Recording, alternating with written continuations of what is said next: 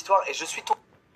On accède et voilà, il l'a sorti il y a 1 heure. Il l'ai pas regardé. Eh bien bonjour. Vous le savez, j'ai une fascination pour les mythomanes et aujourd'hui je vais vous parler d'un serial mytho français. Ouais, vive la République. oui. Écoutez, c'est du haut calibre. Le mec œuvre en France depuis près de 40 ans et il a réussi à berner aussi bien des élus que les forces de l'ordre, que même des villes, ou plutôt... Les gars, regardez.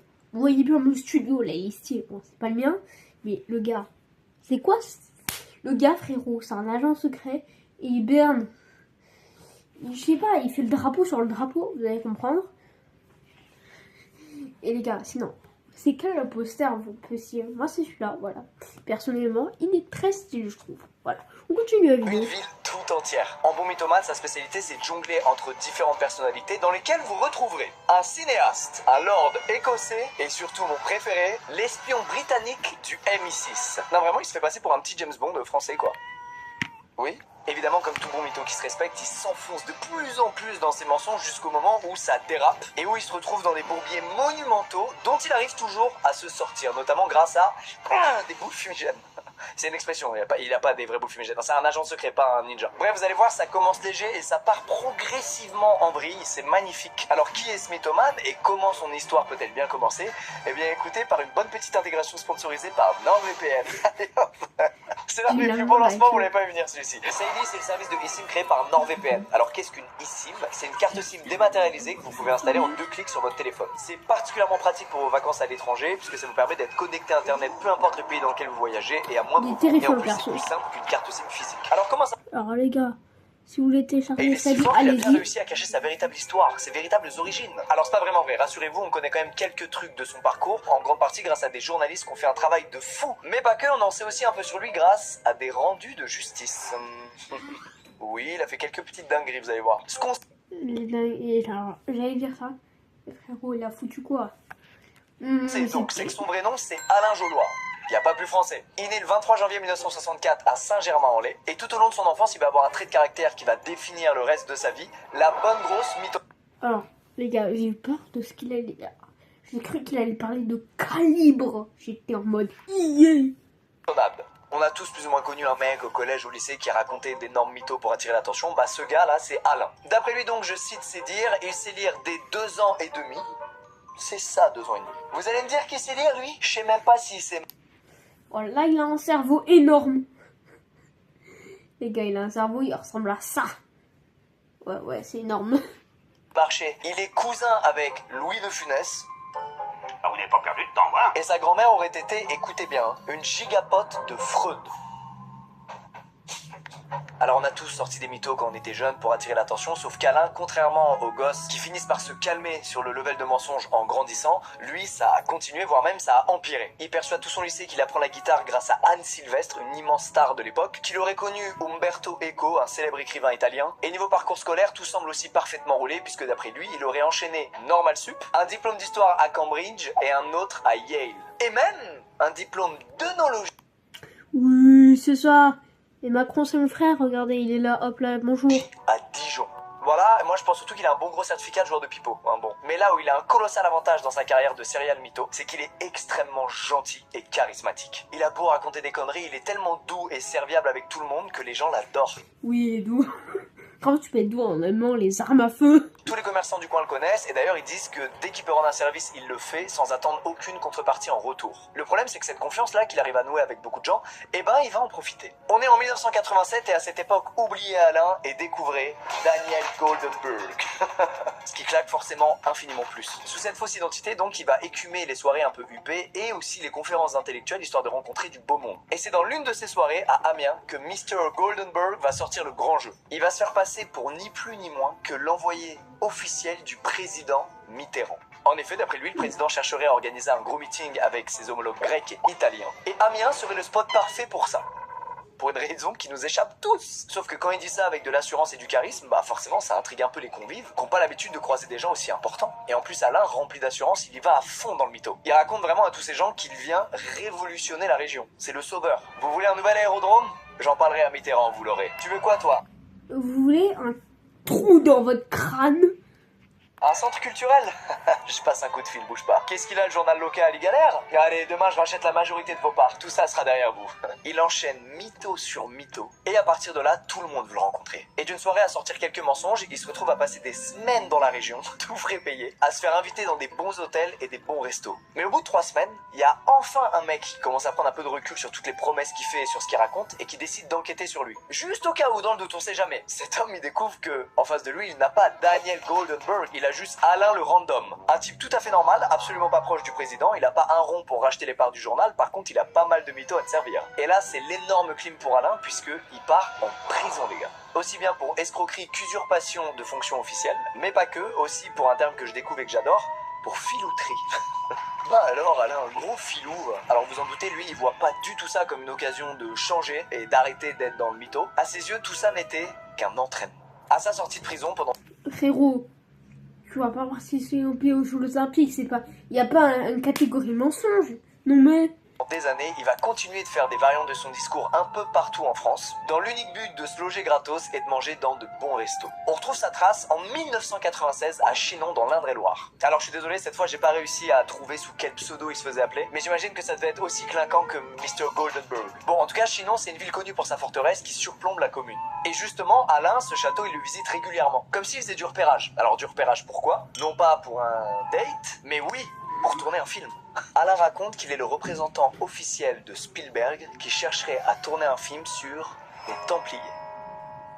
Dans l'Indre-et-Loire. La rumeur se répand en ville et tout le monde pète un câble à l'idée que Spielberg vienne tourner un film ici. Les gens commencent même à croire qu'ils ont une chance d'être figurants dans le film. Alors au-delà de tous les habitants de la ville qui pensent à faire carrière dans le cinéma, il y a aussi tous les élus que ça excite vachement cette news. Et donc comme à Amiens, on invite Alain à droite à gauche, on lui donne tous les accès possibles et ça devient la petite star locale quoi. Ah oui, on l'héberge gracieusement aussi, parce que pas de bol, monsieur a perdu sa carte bleue. Tous ces mensonges tiennent le coup jusqu'au jour où quelqu'un finit enfin par remettre en question son histoire et par appeler directement la boîte de prod de Steven Spielberg. Et surprise, non, Steven Spielberg ne compte pas venir à Chinon tourner un film sur les Templiers, les gars. Non, vous avez juste croisé Alain le mytho. Et en un claquement de doigts, Alain disparaît de la ville. Jusqu'à ce qu'on le retrouve à Saint-Malo. Ladies and gentlemen, make some noise for Lord Andrew. Alors Alain désormais, il est écossais et général de l'armée britannique. Enfin, dans sa tête toujours, hein. C'est ce qui fait croire à tous les gens qui croisent. Alors comment se fait-il qu'autant de personnes croient en des mensonges aussi balèzes? Eh ben parce qu'en plus d'être sympa et charismatique, Alain, il parle bien et il est très cultivé. Il est vraiment hyper convaincant. En fait, fallait juste qu'il croise un mec qui lui dise frérot, vendre des voitures ou des apparts, je sais pas, mais pour moi, il a un profil de vendeur ce mec. Alors il arrive encore à se faire héberger gratos, cette fois par un mec qui pense qu'il peut devenir son majordome. Et Lord Andrew donc réussit même à choper 3 caisses et un Zodiac à des concessionnaires en prétextant juste vouloir faire un simple essai. La suite, vous la connaissez, il se fait cramer et... boule fumigène. Avant de réapparaître évidemment, cette fois à Paris. Là-bas, il se fait passer pour un puissant héritier du clan MacGregor. Et niveau pseudo, cette fois, il est pas sur une big 1. Comment ça, MacGregor? Le gars, frérot, il a pas usurpé mon prénom. Enfin, c'est pas MacGregor, mais c'est Grégoire. Enfin, c'est un truc synonyme. Moi, je m'appelle Grégoire. Il y a un problème là. Puis c'est juste Alain MacGregor. Un peu déçu. Sous cette nouvelle identité, il fait croire à un agent immobilier que son clan dispose d'un portefeuille d'appartements à Paris et qu'il aimerait bien les mettre en gestion dans une agence immobilière. Alors il dit pas qu'il a quelques appartements. Ça, ce serait le mytho niveau 1. Alain, le niveau 1, c'était quand il avait 7 ans. Puisqu'il dit qu'il a entre 3000 et 4000 appartements. L'agent immobilier en face, quand Alain lui dit ça, il convulse, frérot. Pour lui, c'est le jackpot. Et donc, dans l'espoir d'avoir la chance de gérer ces 3000 appartements, eh bien, il lui déroule le tapis rouge. Il le loge gratos, il lui paie tous ses frais, soit à peu près entre 12 000 et 18 000 euros pour Alain le mytho, qui, je le rappelle, n'a pas le moindre appart à Paris, hein, même pas un. Et c'est là qu'on se rend compte que le pouvoir d'Alain, il est bien flippant quand même. Ok, il arrive à embobiner des gens lambda qui n'ont pas de qualification particulière en rapport avec ces mythos, mais là, il vient de mytho à un professionnel sur son propre terrain sans aucun problème. C'est vous dire la force de persuasion du mec. Évidemment, il finit quand même par se faire cramer, puisqu'après plusieurs mois, l'agent immobilier ne gère toujours pas de portefeuille de 4000 appartements. Et c'est une nouvelle boule fumigène pour Alain. Messieurs, dames, on arrive sur le prime d'Alain. Au début des années 2000, Alain se fait rattraper par la justice pour globalement tout ce qu'on vient de voir. Des voitures qu'il essaie et qui rend jamais, des escroqueries à droite à gauche, bref, tout ce bordel. Cette fois, la justice va le forcer à passer un entretien psychologique pour voir ce qui va pas dans sa tête. On l'interroge donc sur sa vie, sur son passé, et Alain, comme d'hab, il mytho. Il en démord pas et dit qu'il serait un lord anglais, qui connaît Louis de Funès. Tu mens! Qui serait aussi espion, bref, il sort vraiment une espèce de best-of de ses mensonges droit dans les yeux de son psychiatre. Les gars, c'est bon, best of. Allez, non mais frérot, les gars, il y a une confusion, on pourrait la faire en Disney. Ah bah oui, ça existe déjà. Pinocchio. Du coup, le verdict tombe, mythomane. Alors que font les juges pour gérer cette situation? Et c'est ça que je trouve dingue. L'envoyer super loin, dans un endroit où il n'y a pas grand monde à enfumer. Périgueux. J'ai aucune idée de pourquoi il l'envoie là-bas. Vraiment, si vous êtes de Périgueux, je suis désolé. Mais visiblement, aux yeux de la justice, vous êtes un camp de travail pénible. Alain est à Périgueux, le temps passe, et au bout d'un moment, il se fait chier. Et là, il repense à ses mythos sur le cinéma. Vous savez, quand il était à Chinon, là, Spielberg, tout ça. Ah, Alain, il se dit que c'était cool quand même, hein. Il a un peu de nostalgie. Allez hop, c'est reparti pour Alain le cinéaste, mais cette fois, pour de vrai. Ah oui, Alain a vraiment envie de tourner des courts-métrages, de monter une équipe, d'écrire des scripts, bref, de faire un truc un peu productif, quoi. Il en parle petit à petit à des gens autour de lui, et tout le monde finit par se porter volontaire pour participer à ses films. Bref, tout semble aller pour le mieux, même s'il n'y a aucun moyen financier, puisqu'Alain, il a pas une thune. Mais les gens sont là, et ils participent au truc pour la beauté de l'art, quoi, c'est beau. Et si Alain venait de changer, là, sous nos yeux? Et si les juges avaient finalement eu raison de l'envoyer à Périgueux? Et si Alain était en fait le prochain Spiel? Non! Il peut pas s'empêcher depuis le début, il se fait encore passer pour un putain de lord écossais. Depuis le début, il explique aux gens que s'il est coincé ici à Périgueux, c'est à cause d'une grosse affaire judiciaire, mais que la couronne anglaise le finance et que tout se passe bien pour lui. Alors pour le coup, les gens s'en foutent, hein. Ils sont juste là pour le cinéma, jouer dans les courts-métrages, son mytho de lord à bas les couilles. Et cette non-réaction des gens, forcément, ça le titille, quoi. Il veut leur mettre un truc plus croustillant sous la dent, il veut de plus belles réactions. Et c'est ainsi qu'il va dégainer la masterclass absolue pour laquelle il est aujourd'hui principalement connu. L'affaire Julia Roberts. Qu'est-ce qu'elle vient foutre dans cette histoire? Pas la moindre idée. En gros, il commence à raconter à tous les gens de sa troupe qu'il a envoyé son dernier scénario, Strange Feelings. Ces noms sont pas mal, il est fort pour trouver des noms. À DreamWorks, donc l'une des sociétés de production de Steven Spielberg. Et évidemment, en bon Alain le mytho, Spielberg aurait adoré le script. Et comme d'hab, ça peut paraître fou, mais les gens y croient et se disent qu'après tout, pourquoi pas? Sauf que c'est toujours pas assez pour Alain. Il l'a déjà fait par le passé ce coup-là, le coup Spielberg, comme on l'appelle. Et cette fois, il veut encore plus grand, encore plus fou. Et c'est là qu'il répand la rumeur du siècle. Julia Roberts elle-même aurait régulièrement Alain au téléphone, puisqu'elle serait l'actrice principale du prochain blockbuster de Steven Spielberg, signé Alan McGregor. Tourné à Périgueux. Rien ne va dans cette phrase, mais est-ce que tout le monde y croit sur le champ? Bien sûr que oui! Et ce mytho-là, c'est le plus gros buzz d'Alain, puisqu'il va toucher tout. Ils ont deux cuits ou quoi? Comment ça se passe là? La ville. Tout le monde en entend parler et surtout tout le monde veut briller un peu, quoi, veut profiter un peu de cette situation, de l'arrivée de Julia Roberts en ville. La mairie leur débloque du matériel, les policiers municipaux sont réquisitionnés pour sécuriser les lieux, les restaurateurs offrent des grandes tablées à tout le staff d'Alain, les domaines du coin offrent des caisses entières de bouteilles pour régaler tout le monde. Bref, Alain, ça devient vraiment la superstar de Périgueux. Et attention, on peut pas accueillir Julia Roberts n'importe comment, hein. Faut la régaler. Alain missionne donc un ancien militaire de louer une villa et de recruter toute une équipe de gardes du corps. Coût total de l'opération, plus de 30 000 euros. Qu'Alain, attention grand seigneur, paie en avance avec un chèque en bois. Autant vous dire que là, il est foutu. Il le sait, ça passera pas, il est mort. Sauf que par miracle, ou par malheur, je sais pas, le chèque en bois va passer. Oui, je sais même pas comment c'est possible, mais le militaire reçoit les 30 000 balles. L'ancien militaire, il pense donc que tout est ok et il se met à recruter des types. Et là, c'est simple, Alain, il a plus le choix, quoi. Il peut plus reculer, donc il s'enfonce encore plus dans le mytho. Il annonce que le jour J est arrivé. Ça y est, Julia Roberts va débarquer à Périgueux. Il rassemble toute l'équipe et les gardes du corps, direction l'aéroport de Mérignac à Bordeaux, pour accueillir Julia qui doit arriver en jet privé. Le plus marrant, c'est qu'il va lui-même se joindre à tout ce cortège. Ça veut dire, lui, il sait pertinemment qu'il n'y aura jamais Julia Roberts à l'arrivée et qu'il va juste passer pour un turbo con. Mais écoutez, il y va. Alors ils se retrouvent tous à attendre Julia dans le hall de l'aéroport. Ils s'attendent. Elle en prend du temps, Julia, hein. Ouais, elle en prend, hein. Non mais franchement, il y a un nuage sur la route ou quoi? Alan essaie de sauver la face, il dégaine son téléphone, il passe des coups de fil, il fait le mec saoulé. Where she is? I don't understand, where she is? Et après plusieurs coups de fil comme ça, il sort son meilleur mytho, sa dernière carte à jouer. Julia Roberts ne peut pas atterrir aujourd'hui pour des raisons de sécurité, mais elle reviendra bientôt. Je vous le promets. Étonnamment, personne s'y attend, mais le château de cartes s'écroule pile à ce moment-là. Autant depuis le début, tout le monde y a cru alors que c'était énorme, mais là vraiment c'est la goutte de trop. Et en plus de ça, quelques jours plus tard, c'est la banque qui se réveille enfin, et qui annonce que le chèque de 30 000 balles, là, depuis le début, c'était un faux. Alors l'affaire ayant pris des proportions énormes, Alain finira donc une nouvelle fois devant le juge, et cette fois il va beaucoup moins bien s'en sortir qu'avant, puisqu'il va lui mentir droit dans les yeux, en maintenant que l'attaché de presse de Julia Roberts n'arrêtait pourtant pas de l'harceler au téléphone, que ça allait se faire, que ça allait être génial. Allez hop, il prend 3 enfermes.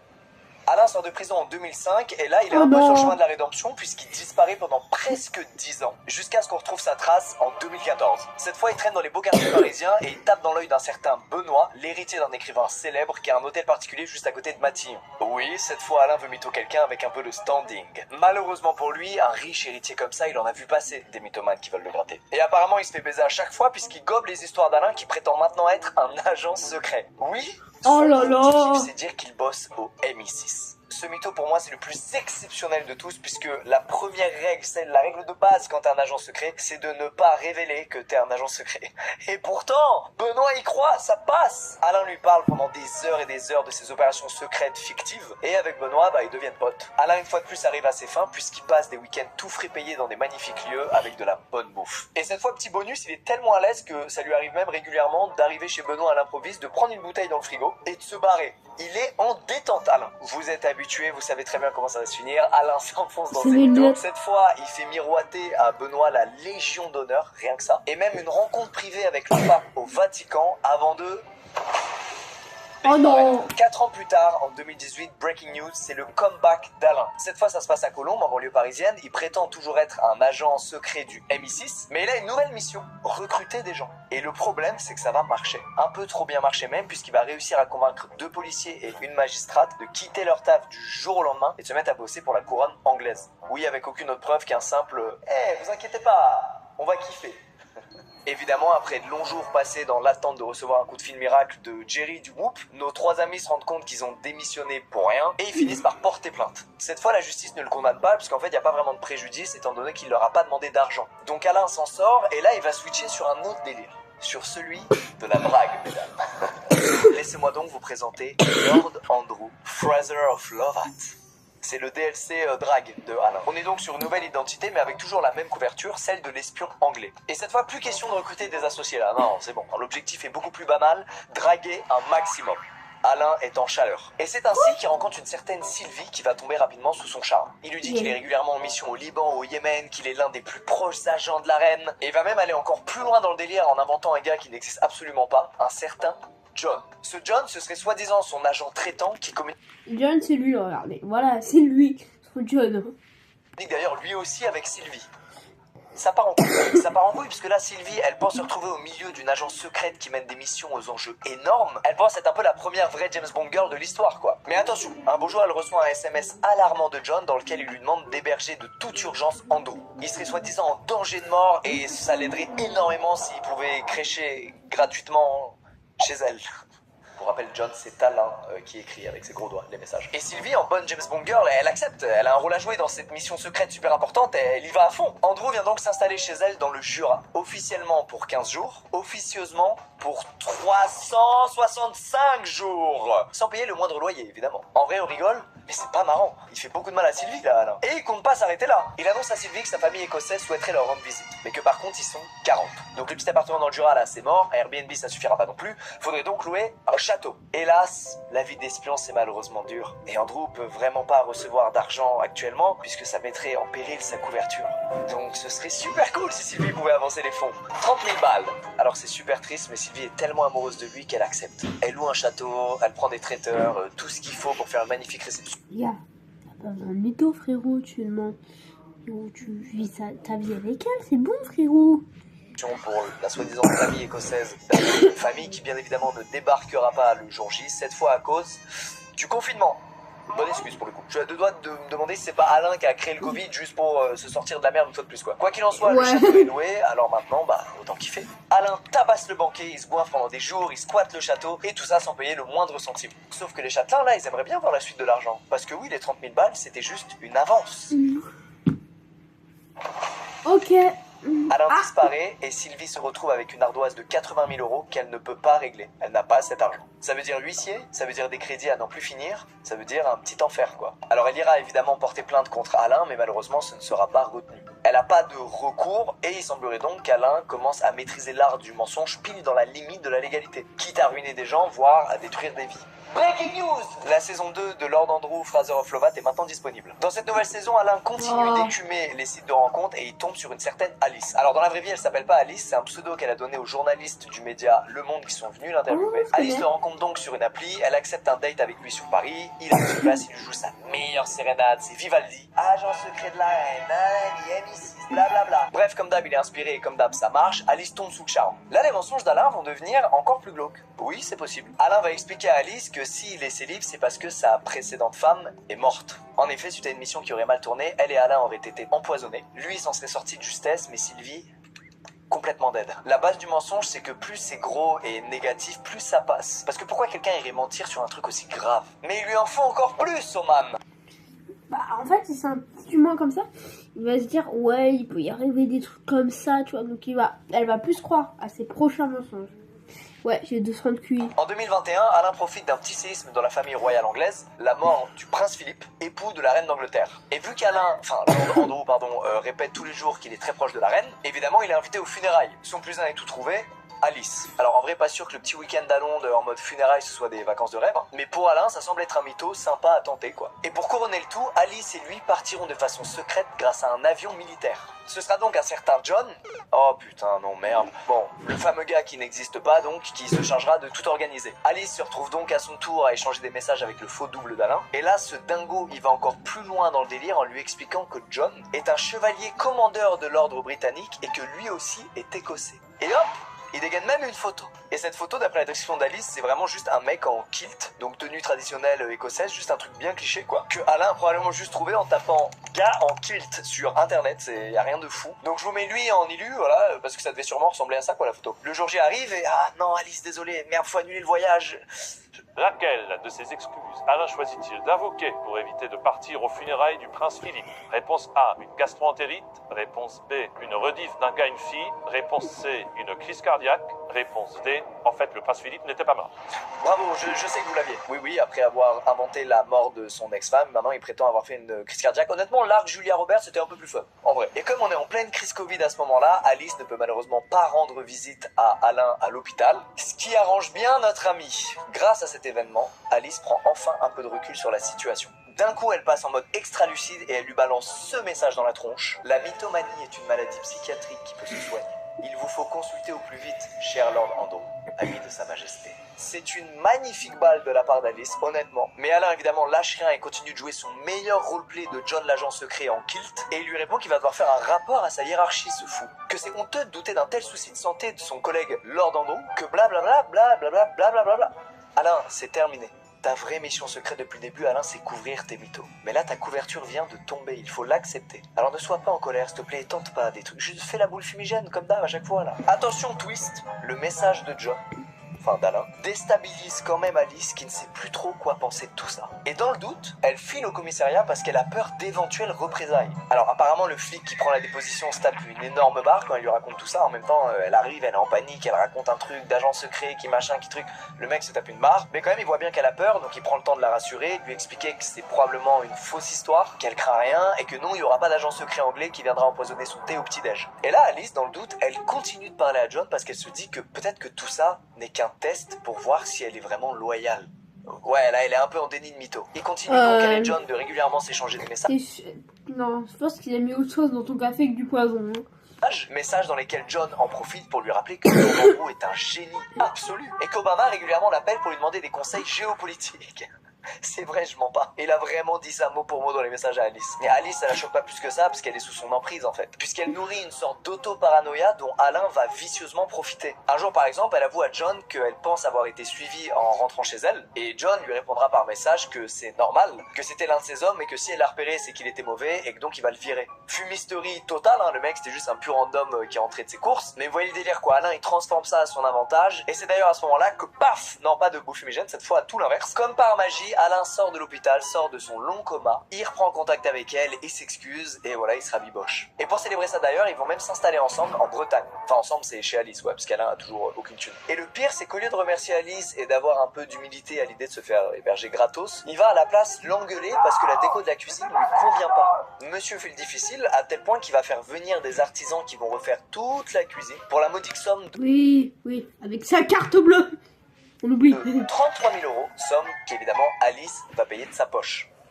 Allez, c'est bon, arrêtons de parler. J'étais sûr, mais déjà, pourquoi il aime trop les 30 là? Non, mais c'est une dinguerie ça. Du négatif, c'est l'été, on oublie les petits tracas. Alain décide d'emmener sa dulcinée en Écosse. Son fief, son petit bout de paradis même. Là-bas, c'est le roi Lord Andrew. Il a tous les contacts pour des vacances de rêve. En plus, en bon espion, il promet à Alice qu'un hélico va directement venir les chercher pour faire le voyage. Alice fait sa petite valise et elle se dit putain quand même, cette vie-là d'agent secret, c'est incroyable. Le jour J arrive. Cette fois, quelle excuse Alain sort-il pour éviter d'aller en Écosse avec Alice? Une tempête de neige, la fin du monde, le retour de Diablo X9 ou la réponse D, une histoire bidon d'hélicoptère. Bref, il manque d'inspi. Bravo, vous l'aviez. Bah, voilà, je l'avais compris. Bravo. L'hélicoptère n'a pas le droit de venir en France, les autorités lui ont refusé l'accès. Donc voilà, pas d'hélico, pas de voyage, c'est pas de chance. C'en est trop pour Alice. C'est la deuxième fois qu'Alain lui sort une douille monumentale à un moment clé, et c'est donc la deuxième fois qu'Alice passe en mode enquête. Et cette fois, je vous la fais rapide, elle tombe sur son passeport. Voilà, il y a vraiment marqué Alain Jolois. Il n'y a pas d'histoire d'Andrew, pas d'histoire de Lord, non, rien. Et en fouillant dans ses affaires, elle découvre aussi des lettres du gouvernement, non pas du gouvernement britannique, mais du gouvernement français qui lui verse le RSA. Et dans tous ces papiers, elle découvre aussi que l'ex-femme dont il parlait a bel et bien existé, elle s'appelle Sylvie, elle est absolument pas décédée, par contre, elle l'a attaquée en justice et elle lui réclame 80 000 euros. Vous vous souvenez pour le château là? Alors Alice retourne au commissariat et cette fois Alain finit en garde à vue. Mais le champ légal ne leur permet pas de le retenir puisque une fois de plus aux yeux de la loi, il est considéré comme un simple mytho et pas comme un escroc, du moins sur cette affaire avec Alice. Je pense qu'il flirte vraiment avec la limite, il n'en est pas loin. Et se sachant grillé, à partir de là, Lord Andrew claque sa dernière boule fumigène puisqu'il disparaît définitivement des radars, probablement à la recherche d'une nouvelle proie à mitonner. Alors en réalité, il n'a pas tout à fait disparu, on a eu une dernière fois une trace de lui fin 2023 puisqu'il continuait de traîner sur des sites de rencontres et qu'il a fait un date avec une certaine Rosie. Et c'est comme ça qu'on arrive à la fin des aventures d'Alain Jolois pour le moment. On sait pas ce qu'il fait actuellement, mais en tout cas, il a donné des interviews sur France Culture, interviews dans lesquelles il a continué de plaider que ce n'est pas un mytho et que les gens s'amusent juste à en faire des caisses sur son histoire. Bon, quid des nombreuses victimes que t'as laissées derrière toi, Alain, et qui ont toutes témoigné et raconté des trucs très similaires alors qu'elles se connaissent pas entre elles. Bon, alors d'un côté, il nous aura régalé, franchement, les histoires là d'espions, histoires foireuses. Les gars, il a fini la vidéo. À moins de faire je vais faire la fin de vidéo. Alors les gars, vous avez trouvé comment? Si vous avez bien aimé, likez, voilà, likez. Attends, c'est une menace. Et sinon, vous trouvez un personnage comment? Alors, je dis pas qu'il peut être parfait. C'est ma première version, les gars. Il y a toujours une version, voilà. Donc voilà, sinon moi je lui dis à la prochaine. Mon personnage, on lui dit au revoir.